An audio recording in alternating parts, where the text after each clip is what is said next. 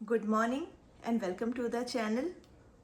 आज की जो मेरी ये वीडियो है वो थोड़ी सी अलग होने वाली है क्योंकि आज मैं आपसे शेयर करूंगी मेरी ये पूरी यूट्यूब जर्नी कि मैंने यूट्यूब कैसे शुरू किया और मुझे यूट्यूब शुरू करने से पहले मेरी लाइफ में क्या क्या ऐसी स्ट्रगल्स थी जिसकी वजह से मैं यूट्यूब शुरू नहीं कर पा रही थी, और यूट्यूब शुरू करने के बाद भी मुझे क्या क्या प्रॉब्लम्स आई और मैं क्या क्या स्ट्रगल अभी भी फेस करती हूँ, वो मैं आज आपसे शेयर करूँगी। और सबसे पहले तो मैं आपको ये बता दूँ कि ये जो मैं आज आपको जो भी बताऊंगी ये मेरी अपनी एक्सपीरियंस होगी और ये मेरा कंटेंट नहीं है, ये मेरा निश नहीं है और मैं कोई टेक्निकल वीडियोस भी नहीं बनाती हूँ। कंप्लीट ये मेरी अपनी जर्नी, मेरी अपनी एक्सपीरियंस है जो कि आज मैं आपसे शेयर करूँगी।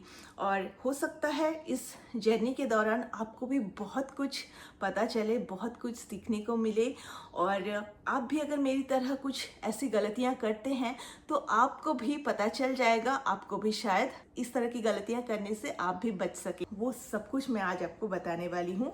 हो सकता है वीडियो थोड़ी सी लंबी हो जाए। तो सबसे पहले आपको बताती हूँ कि यूट्यूब मैं कब से शुरू करना चाहती थी। तो ये काफ़ी लंबी कहानी है। यूट्यूब में आज से कम हो ना हो 2016 एंड 17 की बात है, तब से मैं शुरू करना चाहती थी। और मुझे तब इतनी जानकारी नहीं थी यूट्यूब के बारे में। तब यूट्यूब इतनी ज़्यादा, मतलब आज जो आप यूट्यूब में देख रहे हैं वो उतनी उस वक्त इसकी क्रेज़ नहीं थी लोगों में। लेकिन मैं काफ़ी सारी वीडियोस देखा करती थी यूट्यूब में और उन वीडियोस को देखकर मुझे भी ना बहुत इंटरेस्टिंग लगता था और मुझे भी काफ़ी मन था कि मैं कंटेंट क्रिएट करूं। पर आज जिस टॉपिक पे मैं कंटेंट क्रिएट करती हूं उस टॉपिक पर नहीं। मेरी जो इच्छा थी वो थी मेकअप वीडियोस बनाने की, मेकअप ट्यूटोरियल्स सिखाने की। तो इसके लिए मैं काफ़ी ज़्यादा मेकअप वीडियोस देखा करती थी। 2016 एंड 17 में जब मैं मेकअप सीख रही थी ट्यूटोरियल्स वगैरह देखकर, तभी मैंने सोचा था कि मैं मेकअप रिलेटेड वीडियोस बनाऊंगी। पर उस वक्त हालात कुछ ऐसे थे। तब मेरी जो बड़ी बेटी आध्या, वो काफ़ी छोटी थी उस वक्त। और सबसे जो दुख की बात है या डिप्रेसिंग मोमेंट थी मेरे लाइफ में कि उस वक्त मेरे जस्ट 2015 में मेरे फादर गुजर गए, उनकी डेथ हो गई, जो कि बिल्कुल अनएक्सपेक्टेड डेथ थी। तो उस वजह से मैं काफ़ी डिप्रेस्ड रहती थी, काफ़ी मतलब मेंटली इतनी ज़्यादा मैं डिस्टर्ब्ड हो गई थी, इतनी डिप्रेस्ड हो गई थी। फिर आध्या तब इतनी छोटी थी, तब मेरे लिए ना इतना सब कुछ, डिप्रेशन, छोटे बच्चे को संभालना बहुत मुश्किल हो रहा था उस समय मेरे लिए। मैं कैसे अपने आप को मैनेज करूँ, इस डिप्रेशन से मैं निकल पाऊँ, उन चीज़ों में ही मैं ज़्यादा उलझी रहती थी। तो यूट्यूब चैनल मैं उसी के बीच में जब थोड़ा सा अपने आप को रिलैक्स करना होता था, लाइट फील करना होता था, लगता था कि अपने डिप्रेशन को मैं किस तरह से, इस दुख से मैं किस तरह से बाहर निकल पाऊँ, तो तब मैं खाली समय में यूट्यूब के इन मेकअप ट्यूटोरियल्स को देखा करती थी और सीखती थी। पर बिल्कुल भी उस वक्त मेरे हालात ऐसे नहीं थे कि मैं ऐसी सिचुएशन में जहाँ मेरा बच्चा इतना छोटा है और इतनी सारी इतनी डिप्रेशन में मैं कुछ शुरू कर सकूँ। तो वो दौर ऐसा था, मैं शुरू नहीं कर पाई। जो इच्छा थी मन ही मन वैसे ही रह गई और मैं कुछ शुरू ही नहीं कर पाई। फिर मैं धीरे धीरे प्रिपेयर हो ही रही थी कि मुझे यूट्यूब शुरू करना है, अब लगता है सही समय है। फिर ऐसा हुआ कि आशवी होने वाली थी, मैं प्रेग्नेंट थी। जब आशवी हो गई उसके बाद फिर एक छोटे बच्चे को लेकर सब कुछ करना, यूट्यूब करना, वो मेरे लिए बिल्कुल भी पॉसिबल नहीं था। तो वो समय भी चला गया। 2017 की बात है ये। फिर 2018 में मेरी दादी गुजर गई। तो वो एक फिर सेकंड लेवल आ गई मेरी लाइफ में डिप्रेशन की, क्योंकि दादी मुझसे बहुत प्यार करती थी और वो मेरे दिल के बहुत करीब थी। पापा गुजर गए 2015 में और उसके बाद दादी गुजर गई 2018 में। फिर एक अलग लेवल की डिप्रेशन हो गई, मैं शुरू नहीं कर पाई। ऐसे ही चलता रहा। लेकिन मन ही मन एक इच्छा तो थी, मुझे यूट्यूब करना है, और वो इच्छा कहीं ना कहीं अधूरी ही रह जा रही थी कुछ ना कुछ कारण से। फिर आ गई कोविड, 2019 के एंड में शायद तक कोविड आई मेरे ख्याल से। तो कोविड के दौरान तो सब कुछ उथल पुथल हो गई लाइफ में, और फिर हम घर में सभी को कोविड हो गया। मुझे पहले कोविड हुआ, फिर मेरे से फिर पूरे फैमिली मेम्बर्स को कोविड स्प्रेड हो गई। और मुझे सीवियर नहीं हुई थी, लेकिन घर में सभी को इतनी ज़्यादा सीवियर हो गई थी कि मेरे हस्बैंड, मदर इन लॉ, मेरे फादर इन लॉ सभी हॉस्पिटलाइज्ड हो गए थे। कुछ ना कुछ मेरी लाइफ में कंटिन्यूअस चलता ही जा रहा था, और ये यूट्यूब का जो सपना है वो कहीं ना कहीं अधूरा ही रह जा रहा था। मैं पूरा नहीं कर पा रही थी। और उसी दौरान कोविड में मेरे फादर इन लॉ की भी डेथ हो गई, वो भी गुजर गए। वो एक फिर अलग डिप्रेसिंग मोमेंट था मेरे लिए। और उस समय ऐसा था कि मैं अपने बारे में सोच भी नहीं रही थी। तब मैं डिप्रेशन से निकलने की सोच रही थी। एक के बाद एक डिप्रेशन मेरी लाइफ में कंटिन्यूअस आ ही रही थी, और मैं निकल नहीं पा रही थी किसी भी हालत में। तो ऐसे हालात में मैंने छोड़ ही दिया था होप कि और शायद ये हो नहीं पाएगी, क्योंकि जब भी मैं सोचती हूँ यूट्यूब स्टार्ट करने का तभी कुछ ना कुछ ऐसी प्रॉब्लम्स मेरी लाइफ में आ जा रही थी, जिसकी वजह से मैं डिप्रेशन में चली जा रही थी, और मुझसे यूट्यूब हो ही नहीं पा रहा था स्टार्ट। फिर जाके फाइनली जब हम यहाँ आए, उसके कुछ दिन पहले मैंने वीडियो क्लिपिंग्स कुछ ली थी। यहाँ आने से पहले हमने एक छोटी सी गेट टुगेदर रखी थी अपनी फैमिली के साथ। फिर मैंने journey from India to USA, एक पहली जो मेरी व्लॉग है वो मैंने शूट की, जहाँ पर मैंने वहाँ अपनी फैमिली के साथ गेट टुगेदर भी मैंने उस वीडियो में शो किया, और साथ ही में ये जो मेरी इंडिया टू यूएसए जर्नी है वो भी वहाँ शेयर किया, और वो भी यहाँ आने के बाद। और तब मेरी सच बोलूँ तो ना ही मुझे यूट्यूब में किस तरह से वॉइस ओवर करना है, कौन सी ऐप यूज़ करना है, मतलब वो कॉन्फिडेंस लेवल मेरा बिल्कुल भी नहीं था। ना ही बोलने का मुझे तरीका आता था। जैसे तैसे करके भी मैंने ना वो बोला, उस वीडियो में मैंने वॉइस ओवर दिया। और उसके बाद मैं धीरे धीरे बहुत सारी ऐसे वीडियोस छोटे मोटे बनाती गई, और ऐसे करते करते दिन ब दिन मैंने वीडियोस पोस्ट करना शुरू किया। तो इसी तरह से मेरी जो जर्नी है वो चलती गई। आज 2-2.5 साल हो गए मुझे। लेकिन मुझे एक चीज़ का अभी भी काफ़ी दुख होता है, अफसोस होता है। और इसी तरह से फिर भी इतनी डिमोटिवेशन हैंडल करने के बाद भी मैं वीडियो डालती गई। कुछ भी एज सच एक्सपेक्टेशंस नहीं रखा था। काफ़ी सारी एक्सपेक्टेशंस होती हैं 1000 सब्सक्राइबर्स की, मिलियन व्यूज़ की। मैंने बिल्कुल उस तरह से नहीं सोचा। मैंने बस ऑनेस्टली और डेडिकेटेडली अपनी वीडियो को मैं बनाती गई। और साथ ही में मैंने हर वीडियो के साथ ना मैंने कुछ ना कुछ सीखा है। हर वीडियो मेरे लिए एक लर्निंग बनती गई। हर वीडियो में मैंने कुछ नई चीज़ें मैंने सीखी, और नई चीज़ों को मैं धीरे धीरे अप्लाई करने लगी, और सोचा कि आज नहीं तो कल ये वीडियोस अच्छे से काम कर जाएगी और इसकी रीच भी काफ़ी अच्छी हो जाएगी। तो मैंने मेहनत तो काफ़ी की है अपनी वीडियोस के पीछे, लेकिन कभी कभार किस्मत भी साथ देना ज़रूरी है। जैसे कहा, उस तरह से मुझे साथ नहीं मिला। हो सकता है मुझसे भी काफ़ी सारी गलतियां हुई है, और मैंने उन गलतियों को सुधारने की भी कोशिश की है।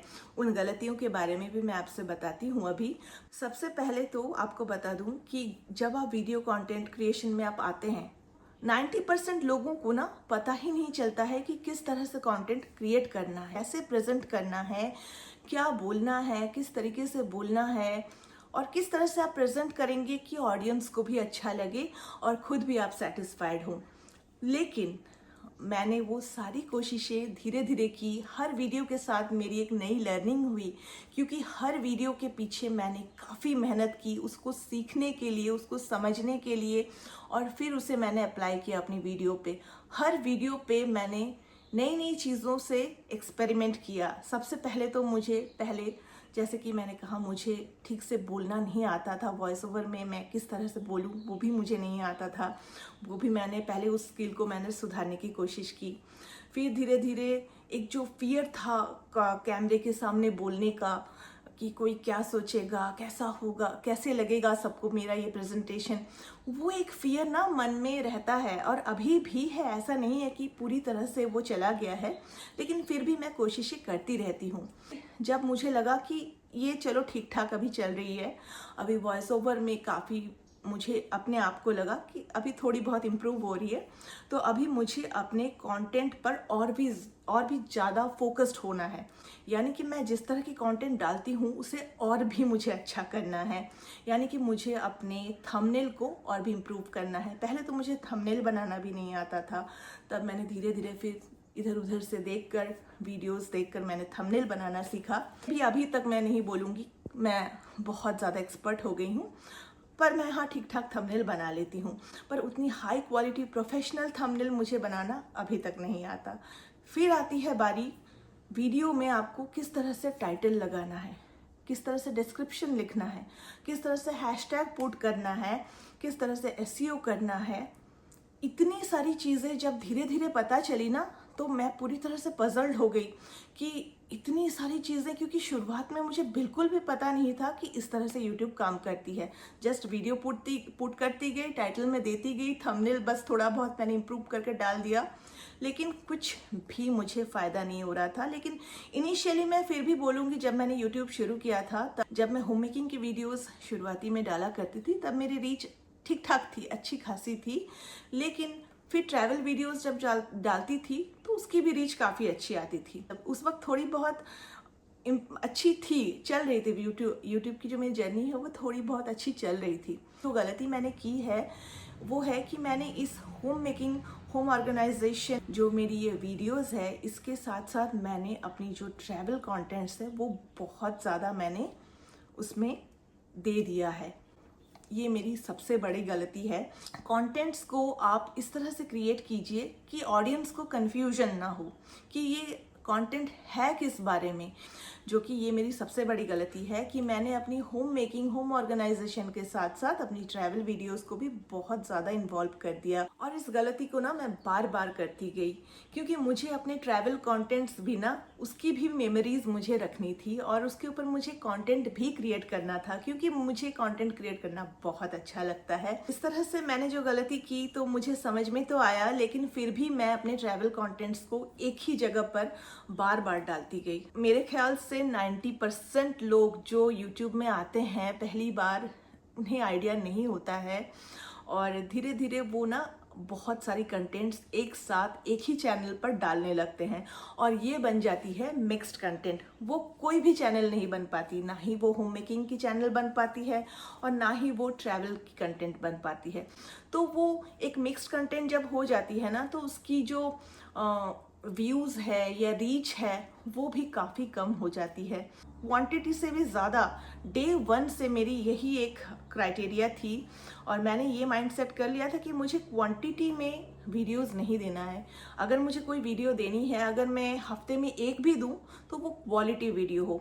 कोशिश इस तरह से की है कि हर वीडियो के साथ मैं कुछ ना कुछ ऐसी चीज़ों को मैं बताने की कोशिश भी मैंने की है, जिससे कि लोगों को सिर्फ वीडियो के साथ साथ कुछ जानकारी भी मिले, कुछ इन्फॉर्मेशन भी मिले। फिर मैंने बहुत सोचा, लंबे समय तक इस बारे में सोचा। पहले तो मैं सोच रही थी कि मैं नहीं करूँगी, लेकिन फाइनली मैंने सोचा कि हाँ, मुझे इस चीज़ को करना है। वो है कि मुझे अपनी जो चैनल है वो मुझे अलग बनानी है, ट्रैवल की अलग और होम ऑर्गेनाइजेशन, होम मेकिंग की जो चैनल है वो अलग। इससे मुझे काफ़ी ज़्यादा प्रॉब्लम हो गई, क्योंकि एक साथ 2 चैनल मैनेज करना बहुत मुश्किल होता है। अगर आप में से भी कोई 2 चैनल मैनेज करते हैं तो आपको पता होगा कि एक चैनल को मैनेज करना ही कितना ज़्यादा डिफ़िकल्ट है, और साथ ही में अगर आपके 2-3 चैनल हो तो वो तो और भी डिफ़िकल्ट। लेकिन आज की डेट में मुझे ऐसा लगता है कि अगर आप अपने काम को प्रॉपरली स्ट्रीमलाइन नहीं करेंगे, प्रॉपरली कैटेगराइज नहीं करेंगे अपने कंटेंट को, तो शायद तक वो कंटेंट कभी भी रीच तक ना पहुंच पाए। आप चाहे जितनी भी क्वालिटी वीडियो आप क्यों ना बना ले, आपकी रीच कम ही हो जाएगी। तो ये सब सोचने के बाद मैंने सोचा चलो अभी मैं अपनी जो ट्रैवल कंटेंट है वो मैं बिल्कुल अलग बनाऊंगी, क्योंकि मेहनत जब इतनी हो ही रही है, क्यों ना मैं मेहनत को प्रॉपरली स्ट्रीमलाइन करूँ। अगर आप किसी चीज़ को लेकर इतनी ज़्यादा फोकस्ड हैं, इतनी ज़्यादा मेहनत करते हैं, तो आपको ये भी डिसाइड करना ज़रूरी है कि आपके लिए क्वांटिटी मैटर करती है या क्वालिटी। भले ही क्वांटिटी मैटर करती है यूट्यूब में। मैंने जहाँ तक सुना है कि वीडियोस जितना ज़्यादा अपलोड करोगे उतनी ज़्यादा अच्छी होती है, और क्वांटिटी के साथ साथ क्वालिटी। लेकिन कई बार ऐसा होता है क्वांटिटी और क्वालिटी दोनों एक साथ मेंटेन करना बहुत डिफ़िकल्ट हो जाता है। स्पेशली मेरे लिए तो बहुत डिफ़िकल्ट होता है। यही सोचकर मैंने अपनी जो ट्रैवल चैनल है वो अलग कर दिया। देखिए, यूट्यूब में अगर आप काम करते हैं ना, मैं सिर्फ ये अपने लिए नहीं बोल रही हूँ, आप में से जो भी आज मेरी ये वीडियो देख रहे हैं, अगर आप चाहते हैं कि यूट्यूब में आपकी जो चैनल है अच्छे से उसकी जो रीच है वो हो और चैनल भी अच्छे से ग्रो हो, तो आपको बहुत ही फोकस्ड वे से काम करना होगा। जैसे कि मैंने अपना जो फोकस है वो बिल्कुल अलग कर दिया है। अब मैं बिल्कुल भी कंटेंट्स को मिक्स नहीं करती हूँ। कई बार आपने सुना भी होगा लोगों से कि वीडियो ही तो जस्ट डालना है, क्या बड़ी बात है। लेकिन शायद पता नहीं है कि ये कंटेंट को क्रिएट करने में कितनी ज़्यादा मेहनत लगती है। एक एक वीडियो को शूट करने में कम से कम हो ना हो 4 से 5 घंटे मिनिमम लगते हैं। कभी कभार ऐसा भी हुआ है 6 घंटे 7 घंटे भी मुझे लग गए हैं, डिपेंडिंग ऑन द टॉपिक और सिचुएशन कैसी है मेरी घर की, या मेरी टॉपिक कैसी है उस हिसाब से। वीडियो जैसे ही शूट हो जाती है फिर इसको एडिट करने में फिर 4 से 5 दिनों का वक्त लगता है। फिर डिपेंडिंग ऑन द सिचुएशन, अगर सब कुछ ठीक है तो 4-5 दिनों में वीडियो हो जाती है, और अगर सिचुएशन सही ना हो तो वीडियो एडिटिंग पूरी तरह से बंद हो जाती है। एडिट नहीं कर पाती, पोस्ट नहीं कर पाती। लेकिन यूट्यूब एल्गोरिदम यही चाहता है कि आप रेगुलरली वीडियो पोस्ट करें। लेकिन क्या ये पॉसिबल है, आप ही बताइए। हर एक के लिए पॉसिबल नहीं है। मेरे हिसाब से, मैं अपने बारे में जैसे बता रही हूँ, अब्रॉड में जो रहते हैं उनकी लाइफ थोड़ी सी अलग होती है। सब कुछ खुद से करना पड़ता है, मैनेज करना पड़ता है। फिर बच्चों की पढ़ाई भी मुझे देखनी पड़ती है, घर के काम, बच्चों को पिकअप ड्रॉप, सब कुछ। कंटेंट क्रिएशन कभी कभार थोड़ा बहुत टफ हो जाता है। फिर उस बीच में कभी अगर किसी की तबीयत खराब हो गई तो तब वीडियो पूरी तरह से पोस्ट करना मेरा बंद ही हो जाता है। तो तब क्या होता है, एल्गोरिदम पूरी तरह से वो ड्रॉप कर देती है और लोगों तक वो पहुंच ही नहीं पाती फिर से जब आप शुरू करते हैं कई दिनों बाद। अभी मैंने अपनी जो दूसरी चैनल शुरू की है, उस चैनल का नाम है बॉन्ग फैमिली ट्रैवल्स, जहाँ पर हम आपसे अपनी सारी ट्रैवल जर्नीज, जितनी भी ट्रैवल डायरीज है वो आपसे शेयर करेंगे। तो मैं मैनेज कर रही हूँ किसी तरह से दोनों चैनल्स पर ही वीडियो पोस्ट करने की। बस अगर आप इन छोटी मोटी चीज़ों को समझ जाएंगे ना, तो शायद हो सकता है आपके चैनल में भी ग्रोथ दिखना शुरू हो जाए। जैसे एक ही सब्जेक्ट में सब कुछ नहीं पढ़ाया जाता, उसी तरह से हम सारे कंटेंट्स एक साथ मिक्स नहीं कर सकते। यही मैंने आज की डेट में इतने दिनों के स्ट्रगल के बाद मैंने ये सीखा है। तो आपसे मेरी ट्रैवल वीडियोस पे मेरे हस्बैंड भी आपको बहुत सारी ऐसी छोटी मोटी इंफॉर्मेशन आपसे शेयर करने की कोशिश करेंगे, और वो भी आपको बहुत कुछ बताते हुए दिख जाएंगे।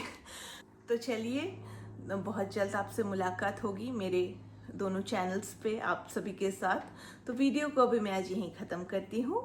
तो thank you so much for watching.